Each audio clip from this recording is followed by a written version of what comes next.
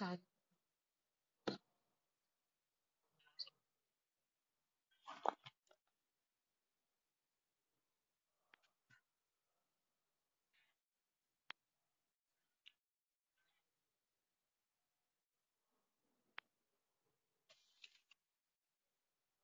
म्हटलं जातो आणि रेकॉर्ड करतो.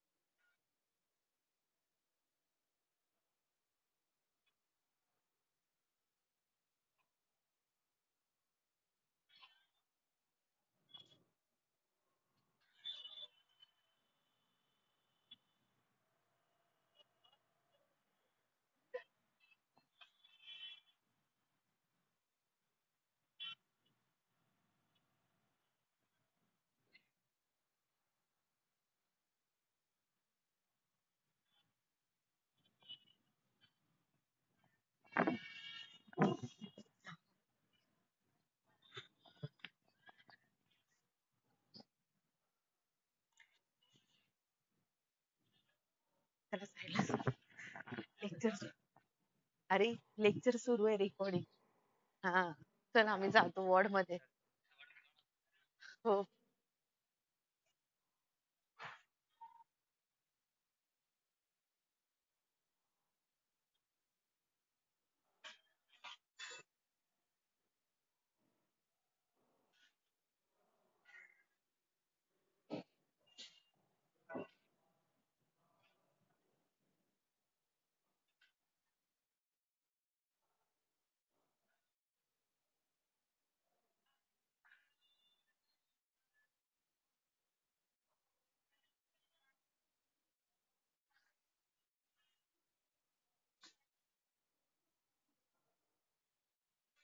लेक्चर सुरू आहे सरांचं.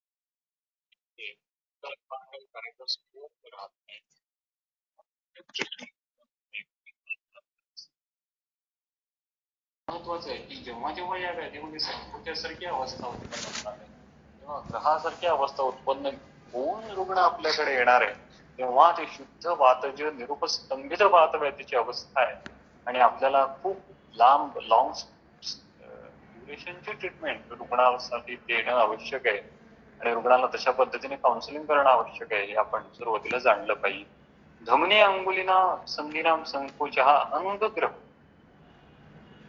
अतिरुक कुंजनम स्तंभने शीत प्रद्वेष अंगग्रह आणि त्याबरोबर अत्यधिक वेदना अशा पद्धतीची लक्षणं या वाताधिक वात रक्तामध्ये उत्पन्न होतात शीत प्रद्वेष आपण पाहिलं होतं मागच्या वेळी जेव्हा आपण सुरुवातीला हे वातरक्ताचे हेतू समजावून घेतो तेव्हा वाग्भटोक्त जे वातरक्ताचे हेतू आहे त्यांचे जेव्हा अंशांश संकल्पनेनुसार अध्ययन आपण केलं तेव्हा पाहिलं की यामध्ये शीत गुण जो आहे तो अत्यधिक मात्रेमध्ये वात प्रकोपाला कारणीभूत आहे असं दिसून येतं त्यामुळे अंशांश संकल्पनेनुसार शीतगुणाचा प्रकोप आहे वायूचा अर्थात वृक्षाने पण होणार आहे तो खरानी पण होणार आहे इतर वायूचे गुण पण त्या ठिकाणी इन्व्हॉल्व होणार आहे पण प्रिडॉमिनेंटली प्रायशः त्या ठिकाणी शीत गुणाची इन्व्हॉल्वमेंट ही जास्त असणार आहे अशी जेव्हा कंडिशन असते तेव्हा नॅचरली रुग्ण वाताधिक वातरक्तामध्ये शीत प्रद्वेष लक्षण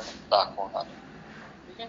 तर पुढे पित्ताधिक वातरक्तामध्ये सूत्र 27 मध्ये वयथु वृषरुक तोद ताम्र चिमचिमायते स्निग्धवृक्षैः शमं नयति कंडुक्लेदान्वितो अश्रुची. म्हणजे बघा आता वातरक्त ओरिजिनली संप्राप्ती मॅनिफेस्ट झालेली आहे आणि आता रक्ताधिक्य आहे वातरक्तामध्ये. म्हणजे सुरुवातीला वातरक्ताची अवस्था वातरक्ताची संप्राप्ती निर्माण झाली आणि त्यानंतर रक्तदुष्टी ही अत्यधिक जर होत गेली तर त्यामुळे रक्ताचा उत्कलेश होणार आहे आणि या रक्ताच्या उत्कलेशामुळे अत्यधिक रक्तदुष्टी झाल्यामुळे ही लक्षणं थोडीशी वेगळी लक्षणं रक्ताधिक वातरक्तामध्ये उत्पन्न होणार आहेत. म्हणून चक्रपाणींनी म्हटलंय बघा श्वयथु इति आदिना अश्रुजी अत्यंतेन उद्रिक्त रक्तस्य लक्षणं. अश्रुजेन अत्यंत उद्रिक्त लक्षणं. रक्ताचा आत्यंतिक उद्रेक या रक्ताधिक वातरक्तामध्ये होणार आहे.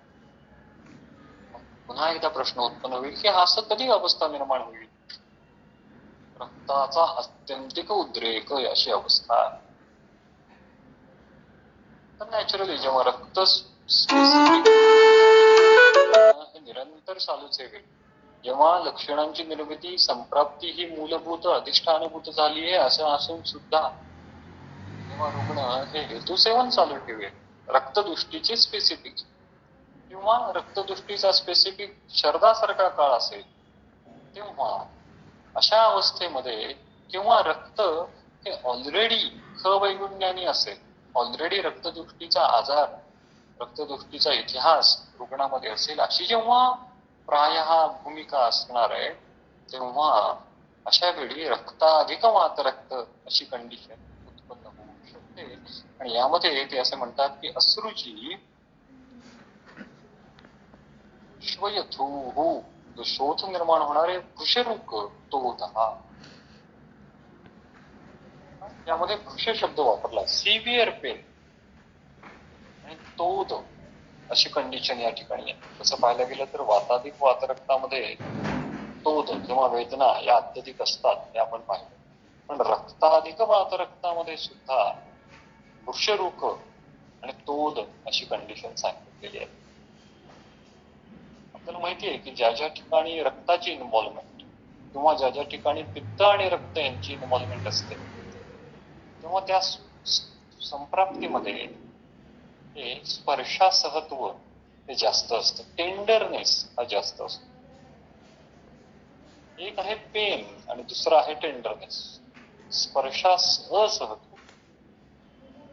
तर यातला थोडासा भेद असा आहे की वाताधिक वातरक्तामध्ये वेदना या तीव्र स्वरूपाच्या तर निश्चित असणार आणि रक्ताधिक वातरक्तामध्ये सुद्धा वेदना या असणारच आहेत कारण की मुळातच ती वातरक्ताची संप्राप्ती आहे. पण या वेदनेबरोबर स्पर्शासहत्व किंवा टेंडरनेस अक्यूट टेंडरनेस सारखी कंडिशन या रक्ताधिक वातरक्तामध्ये सुद्धा उत्पन्न होणार आहे. म्हणजे बघा चरकांनी चरक चिकित्सा स्थानाचा जो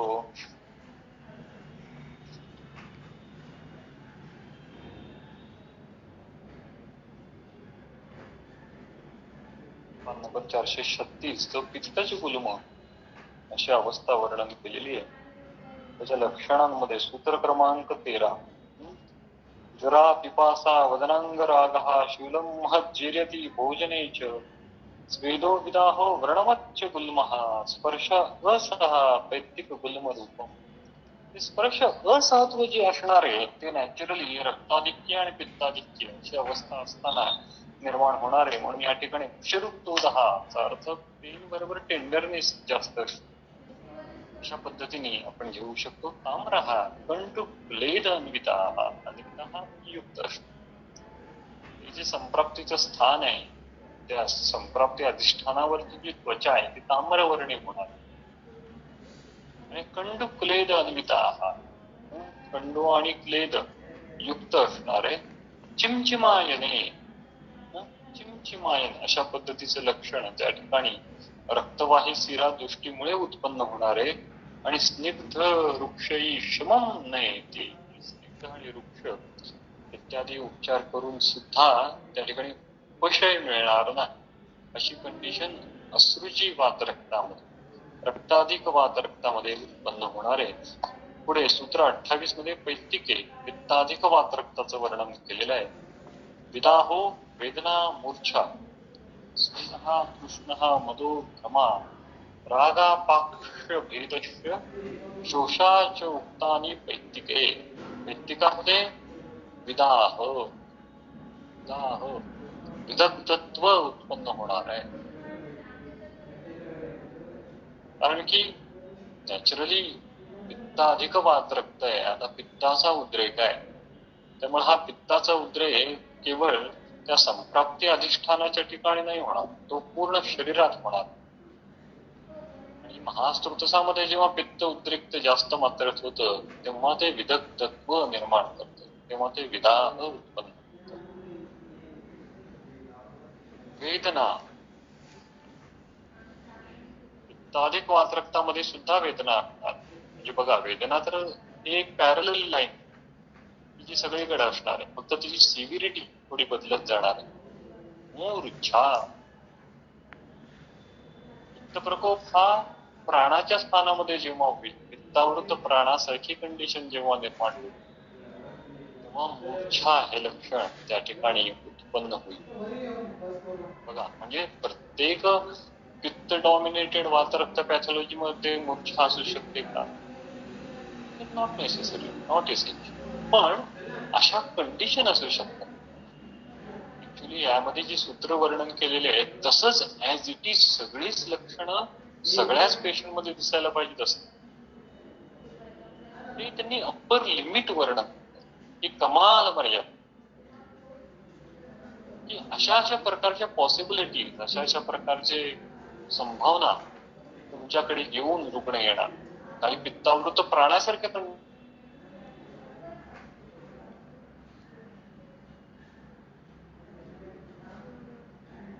पित्ताधिक वात रक्तामध्ये स्वेद तृष्ण मदभ्रमराग.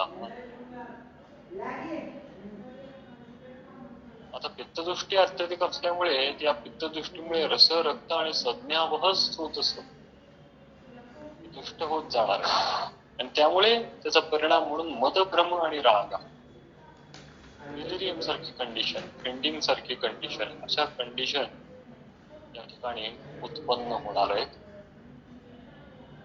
पाकहाच बघा आता जी संप्राप्तीचे स्थान जे आहे त्या ठिकाणी पाक निर्माण होण्याची शक्यता ही पित्ताधिक वात रक्तामध्ये जास्त आहे. म्हणजे पित्ताधिक वात रक्त आहे त्यामध्ये सपुरेशन पूय निर्मितीची प्रक्रिया ही अत्यधिक मात्रेमध्ये होण्याची शक्यता आहे म्हणून पाक हा सांगितलं. भेद ब्रेकिंग पेन ब्रेक ओपन म्हणजे अर्थात नॅचरली पाक होत असताना तो ब्रेक ओपन करूनच बाहेर पडणार आणि नॅचरली हे असं कशामुळे होणार आहे तर पित्ताचा उष्ण तीक्ष्ण गुण आहे. पित्ताच्या उष्ण तीक्ष्ण गुणामुळे भेद हे लक्षण जे आहे ब्रेक ओपन असं जे लक्षण आहे या ठिकाणी उत्पन्न होणार. तुम्हाला आठवत असेल खरं तर विषय थोडा वेगळा आहे की गुलमामध्ये गुलमाचा अभ्यास करत असताना त्या ठिकाणी एक चर्चा अशा पद्धतीने झालेली आपण त्या ठिकाणी अभ्यास केला होता की गुल्मा आणि विद्रदी यामध्ये काय भेद आहे. गुल्माचा पाक होतो किंवा नाही अशी एक चर्चा आपण ती पाहिली होती त्या की चरकांनी असं काय सरळ वर्णन केलेलं नाही की गुलमाचा पाक फुटो किंवा नाही. सुश्रुत जे आहे ते सुश्रुत असं म्हणतात की गुलमाचा पाक आणि तर असं वर्णन केलं वान होतो मग दोन सहीकार आता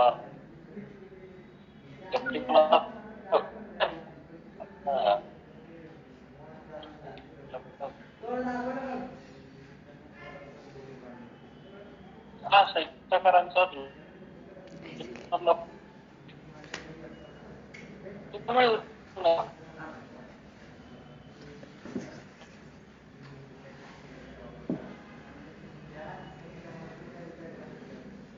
आपण थोडं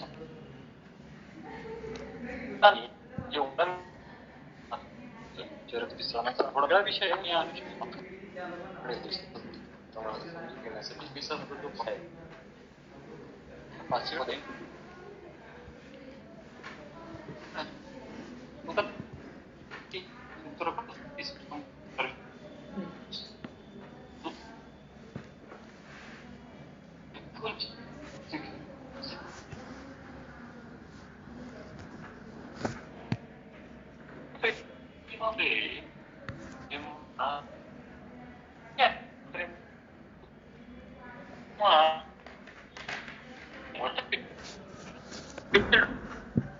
पण पुन्हा वर्गात असा पिता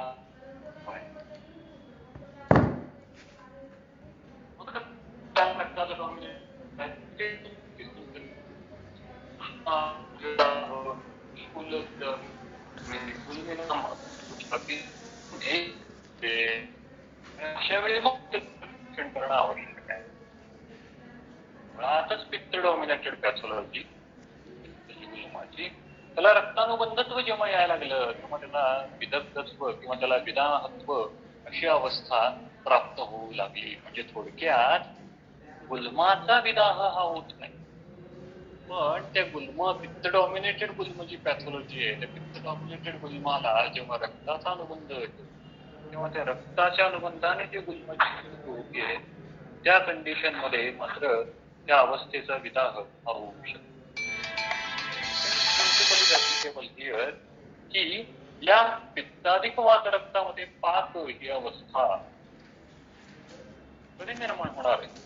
ही अवस्था तेव्हाच निर्माण होणार आहे की जेव्हा या पित्ताधिक वात रक्तामध्ये पित्त प्रकोपाबरोबरच जेव्हा रक्तानुबंधित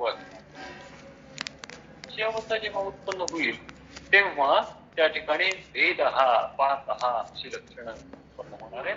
आणि त्याबरोबरच पुढे ते काय म्हणतात शोष हा शोष हे लक्षण पैतिक वात रक्तामध्ये उत्पन्न होत आहे. तर शोष हे वातप्रकोपाचं लक्षण आहे.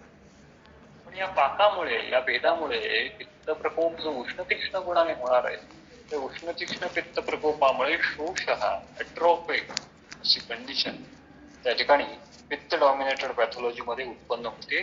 पुढे सूत्र 29 मध्ये त्यांनी कफाधिक वातरक्ताचं वर्णन केलेलं आहे. दैमित्यम गौरवम स्नेहो सुक्तिमंदाच रुक्कफे हेतुलक्षण संसर्गात विद्या द्वंद्व त्रिदोषजम. कफे स्थैमित्यम. स्थैमित्यम म्हणजे काय तर थंड कपडा गुंडाळून ठेवल्यासारखा वाटणे अशी अवस्था उत्पन्न होते. कफज्ञानात्मक विकाराचं हे लक्षण कफे स्थैमित्यम. त्याबरोबर गौरव स्नेहा सुप्ती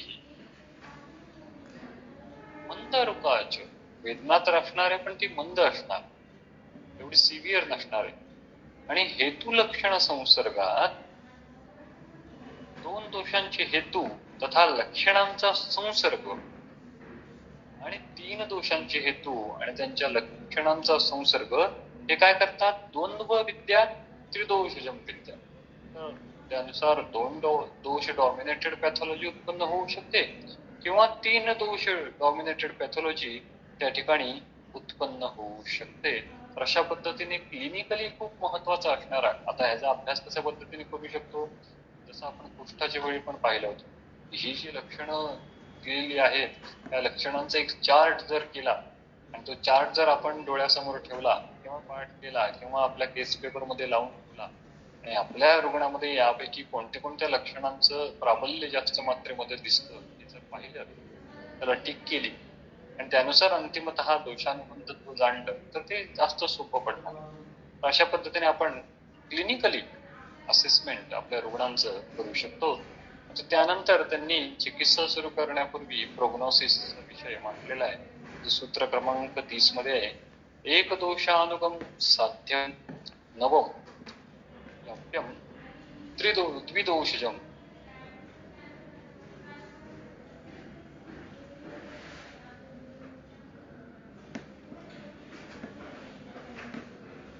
असाध्यम स्याद्यस्य अनुगम. अनुगम म्हणजे मागे मागे जाणे. एक दोषाच्या मागे मागेची पॅथॉलॉजी, थोडक्यात जी पॅथॉलॉजी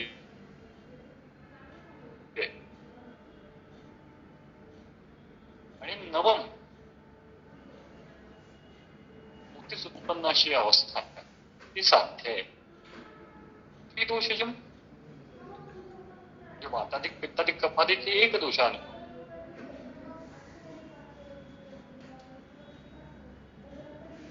आणि त्रिदोषजम यस्यच उपद्रवाः स्यु असाध्यम. आणि जी त्रिदोषज अवस्था आहे आणि त्यामध्ये विथ कॉम्प्लिकेशन अशी जी अवस्था आहे, तर विथ कॉम्प्लिकेशन अवस्थेमध्ये ते असाध्य आहे. हे उपद्रव कोणते तर त्याचं वर्णन करताना त्यांनी खाली सूत्र क्रमांक 31 ते 33 मध्ये उपद्रवांचं वर्णन केलेलं आहे. ते म्हणजे कोणते? अस्वप्न अरोचक श्वास, मांसकोथ शिरोग्रहा, मूर्छाय मदरूप तृष्णा, ज्वरप्रोम मोह प्रवेपकाः, इक्का पांगुल्य विसर्पपाक, तोद भ्रमक्लमाः, अंगुली वक्रता स्फोटा, दाह मर्म ग्रहार्बुदः, एतैः उपद्रवैः वर्जम मोहेन एकेन वापि यत् संप्रस्त्रावि विवर्णं च स्तब्धम् अर्बुदं कृतेश्च वर्जेच्चेव संकोचकरम् इन्द्रियतापनम् अकृष्णोपद्रवं व्याप्यं साध्यं स्यात् निरुपद्रवम्. काय म्हणतात ते या ठिकाणी सूत्र क्रमांक 31 ते 33 मध्ये? आता उपद्रव आपल्याला माहिती आहे की ते स्थूल स्वरूपाचे सुद्धा असू शकतात आणि अणु स्वरूपाचे सुद्धा असू शकतात. त्यामुळे यातले काही उपद्रव हे अणु आहेत, हे काही तसे छोट्या लक्षणांचे आणि काही मात्र ड्रास्टिक आहेत, काही मात्र गंभीर आहेत. त्या सर्व लक्षणांना उपद्रव अशी व्याख्या आहे. तर कोणते अस्वप्न, वाताधिक वातरक्त किंवा पाक होणार वातरक्त अशी कोणतीही वातरक्ताची जेव्हा अवस्था असते तेव्हा नॅचरली रुग्ण हा तळमळत असतो आणि त्यामुळे रुग्णाला झोप लागत नाही. अस्वप्न तेव्हा हे लक्षण जेव्हा असतं, म्हणजे बघा कॅटेगरायझेशन किती सूक्ष्म प्रकार आहे.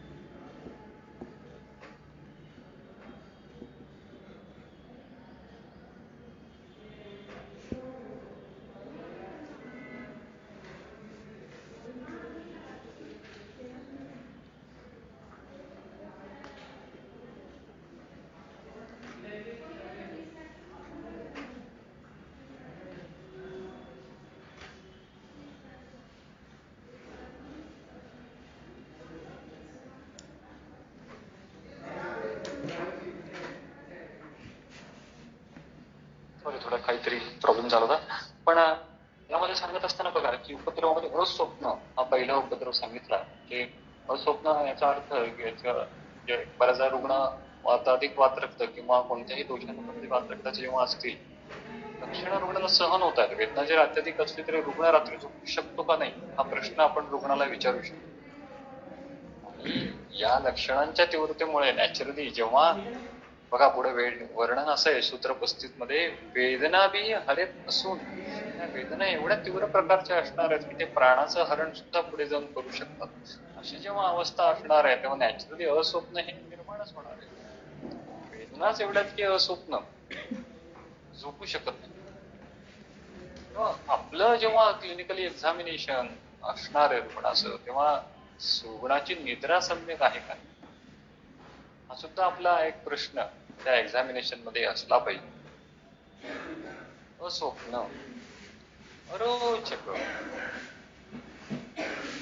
उत्पन्न होतो. खूपच कुसरू श्वास बसल्या बसल्या म्हणा थोडस चाललं तरी रुग्ण श्वास उत्पन्न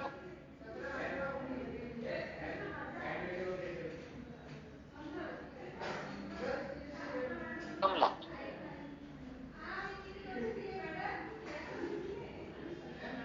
अशी कंडिशन दिसणे होते. मांसपोत हा मांसपोत प्रकोपामुळे होणार. पित्तदृष्टीमुळे रसदृष्टीमुळे स्थानिक रक्तदृष्टीमुळे हा मांसपोत निर्माण होणार आहे. हा मांसपोत जेव्हा जेव्हा असणार आहे तेव्हा ती कंडिशन उपद्रवाची असणार, असाध्यत्वाची असणार. शिरोग्रह मूर्छाय मदरूप तृष्णा ज्वरमोह प्रवेपकः. प्रवेपक म्हणजे कंप, मूर्छा, मद अशा पद्धतीची लक्षणं जेव्हा निर्माण होतील, आपण पाहिलं होतं पित्तादिपात रक्तामध्ये अशी कंडिशन जास्त निर्माण होते. तेव्हा हे पित्तादिपात रक्त जेव्हा शिरस्थ संप्राप्ती, शिरस्थ जेव्हा लक्षणं दाखवायला लागतात तेव्हा हे शिरोग्रह, मूर्छा, मद्र, रुक अशी लक्षणं निर्माण होतात. एका पांगुल्य, पांगुल्य हे लक्षण गंभीर वाटतं. विसर्प, पाक, तोद, भ्रमक्लमा हा अशा पद्धतीची पित्त डॉमिनेटेड पॅथॉलॉजी मध्ये उपद्रवाची अवस्था असू शकते. अंगुली वक्रता, अंगुली वक्रता जेव्हा जेव्हा रोक्ष वाढू लागते तेव्हा तेव्हा त्या ठिकाणी विषदता निर्माण होते. तेव्हा ग्रह, स्तंभ, वक्रता अशी लक्षणं निर्माण होतात. स्फोटा, इरुप्शन त्या ठिकाणी निर्माण होऊ शकतात. अशी अवस्था उपद्रव स्वरूप आहे. दाह, अत्यधिक दाह आणि मर्म ग्रह, मर्मग्रहाचा या ठिकाणचा जो अर्थ आहे तो हृदग्रह असा आहे. म्हणजे वातरक्ताच्या अवस्थेमध्ये उत्पन्न होणारा हृदग्रह. त्याकडून जर आवरणाची उपेक्षा झाली तर हृदयरोग उत्पन्न होऊ शकतो. आवरणाचे जे कॉम्प्लिकेशन सांगितलेले आहेत चरक चिकित्सा असतानाच्या 28व्या अध्यायामध्ये, त्या सुरुवातीला हृदयरोगच आहे. त्यामुळे आवरणाची जर आपण उपेक्षा केली तर त्याचा परिणाम हृदयावर होणार आहे. हृदय मर्मारी घात त्या ठिकाणी उत्पन्न होणार आहे. अर्बुदा हा रक्त प्राधान्यत्वामुळे अर्बुदासारखी कंडिशन त्या ठिकाणी निर्माण होणारे. एतैही उपद्रवैही युक्तम, या सर्व उपद्रवांनी युक्त किंवा एकेन मोहेन पिवा किंवा एकट्या मोहाने ग्रस्त असणे. So मोह at one side and all these complications on one side. सभी रिश्तेदारी एक तरफ, जोरू का भाई एक तरफ असं म्हणतात ना. सगळे एकीकडे आणि एकेन मोहेन पिवा, एकट्या मोहाने ग्रस्त असणे. यत म्हणजे असा जो वातरक्ताचा रुग्ण आहे तो वर्जम. म्हणजे बघा हे सगळे मांसभूत, मूर्छा, मदभ्रम ठीक आहे, पण त्याबरोबर मोहासारखी कंडिशन असते. अशी जेव्हा डेफिनेटली उत्पन्न होते वातरक्तामध्ये तेव्हा ती कंडिशन असाध्य आहे. मोहाचा अर्थ काय? Confused state of mind. आता या मोहच, आता या ठिकाणी दोन प्रश्न उत्पन्न झाले की या वातरक्तामध्ये असं का बरं म्हणलं एकेन मोहेन अपिवा, मोहालाच का बरं येतो एवढं महत्व. आणि दुसरं हा मोह या वातरक्तामध्ये का बरं उत्पन्न होतो? काय पॉसिबिलिटी ही वातरक्तामध्ये उत्पन्न होतो? नॅचरली मोह म्हणजे मराठीतला मोह नाही. मराठीतला मोह हा ग्रीड या अर्थ, संस्कृत मधला मोह जो आहे तो कन्फ्युजन या अर्थ. पूर्वम अपूर्वम ती अवस्था, काय करावे काय करू नये हे न कळणे अशी जी अवस्था आहे ती मोहाची अवस्था.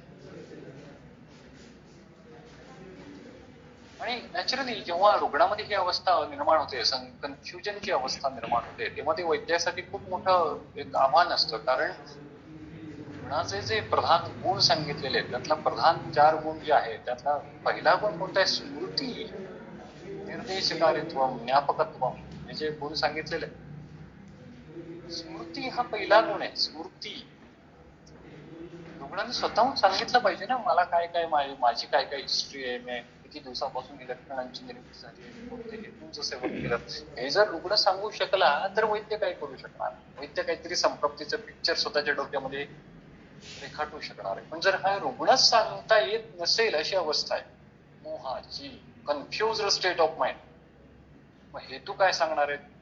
लक्षणांची क्रोनॉलॉजी काय सांगणार? अशी जेव्हा अवस्था उत्पन्न होणार आहे, मग ती वातरक्तामध्ये निर्माण झाली किंवा इतर कोणत्याही अवस्थेमध्ये निर्माण झाली तर ती घातकच असणार. का? कारण की वैद्य त्या संप्राप्तीचं रेखाटन करू शकणार. पण वातरक्तामध्ये ही जेव्हा अवस्था उत्पन्न होते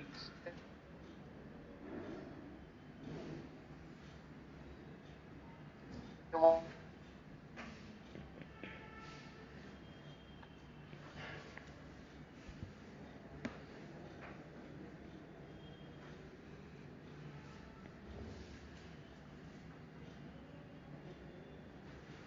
येत रक्त अशी ती अवस्था आहे. संपूर्ण रक्ताची दृष्टी त्या ठिकाणी वातरक्तामध्ये पुढे जाऊन उत्पन्न होते. आणि तुम्हाला जर आठवत असेल चरक सूत्रस्थानाचा जो 24वा अध्याय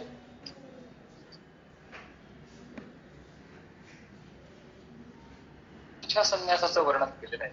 बघा, अध्यायाचं नाव विधिशोणकीय, रक्ताच्या संदर्भातला अध्याय. आपण जो आता अध्याय वाचतोय तो कोणता? कृत्नम सदृशेत रक्त असणाऱ्या वातरक्ताचा अध्याय. आणि या वातरक्ताचं कॉम्प्लिकेशन कोणतं आहे? मोह. आणि या मदमूर्छा संन्यासाचे वर्णन जे पान नंबर 125 वर चरकांनी केलंय, सूत्र क्रमांक 25, चरक सूत्र 24. यदा रक्तवाहिनी रससंज्ञा महानीच पृथक पृथक समस्तावा स्त्रोतांचे कपिता मला मलिन आहारशीलस्य रजमोहावृत आत्मनः प्रतिहत्य अवतिष्ठन्ते जायन्ते व्याधयस्तदा मदमूर्छाय संन्यास तेषां विद्यात विचक्षणाः. ह्याची जी टीका चक्रपाणीने केलेली आहे ती खालून ती तिसरी ओळ जी आहे त्यामध्ये ते असं म्हणतात, यथोत्तरम लिंगाधिकम मदमूर्छाय संन्यासेषु मोहरूपम नेयम मध्ये अपि ही स्तोको मोह असती उत्तरेवस्तू व्यक्त एव मोहा. मधामध्ये हा स्तोक मोह आहे, थोडा मोह आहे. मात्र उत्तर जी मूर्छा आणि संन्यासाची अवस्था आहे त्यामध्ये मोह हा जास्त आहे, कन्फ्युजन हे जास्त आहे. संन्यासाची तर विषयच वेगळा आहे, पण मूर्छेमध्ये हा मोह जास्त अवस्थेमध्ये असणार आहे. म्हणजे थोडक्यात मदमूर्छा आणि संन्यास या मोहरूपी आहेत. मनामध्ये थोडा थोडा मोह आहे, पुढे तो मोह वाढत जाणार आहे, स्तोक मोह आहे. आणि ह्या मोहाची अवस्था ही कधी निर्माण होणार आहे? यदा तू रक्तवाहिनी रससंज्ञा महानीच समस्तावा पृथक मलाहा दूषयंती. रससंज्ञा महानी रक्तवाहिनी स्त्रोतसांची तुष्टीकरण जेव्हा अत्यधिक मात्रेमध्ये होतं तेव्हा ही वातरक्तामध्ये मोहाची अवस्था निर्माण होते. नॅचरली वातरक्ताची अवस्था ही कृष्णम संदूषेत रक्तम असल्यामुळे रक्तवाहिनी आणि रससंज्ञा महानी स्त्रोतस आहे ते दुष्ट होण्याची पॉसिबिलिटी गंभीर अवस्थेमध्ये जेव्हा व्याधी पुढे पुढे प्रोग्रेस करेल तेव्हा शक्यता जास्त आहे. तेव्हा अशा वेळी मूर्छा उत्पन्न होणे, मद उत्पन्न होणे आणि मोहाची अवस्था त्यामध्ये प्रिडॉमिनंटली असणे जेव्हा कंडिशन असते तेव्हा ती कंडिशन वर्ज्य करणं असं सांगितलं. आणि त्या कारणामुळेच वातरक्तामध्ये मोह या उपद्रवाला जास्त म्हणजे दोन महत्वाचे प्रश्न जे आहेत की मोह वातरक्तामध्ये का उत्पन्न होतो आणि दुसरं असं की मोहाला एवढं महत्व का? सगळे उपद्रव एका बाजूला आणि मोह एका बाजूला असं जेव्हा असतं तेव्हा चरकांनी सांगितलेलं आहे की अशी कंडिशन की वर्ज्य करायला सांगितली. चक्रपाणीने यामध्ये एक पाठभेद दिला आहे की मोहाबरोबर काही काही ठिकाणी नेह असा सुद्धा शब्द वापरलेला आहे, पण तो तितकासा योग्य वाटत नाही. पण मोह ही अवस्था ही जी वातरक्तामध्ये उत्पन्न होती ती मात्र इंडिकेटेड अशा स्वरूपाची. सूत्र 35 पासून मात्र पुढे विषय थोडासा चिकित्सेला जाणार आहे. तर तो हा जो चिकित्सेचा सिक्वेन्स आहे, चिकित्सेचा क्रम जो आहे, कशा कशा पद्धतीने चिकित्सा ही बदलत जाते, तो एक मोठा विषय जो आहे तो आपण पुढच्या वेळी पाहू. आज आपण इथेच थांबूया.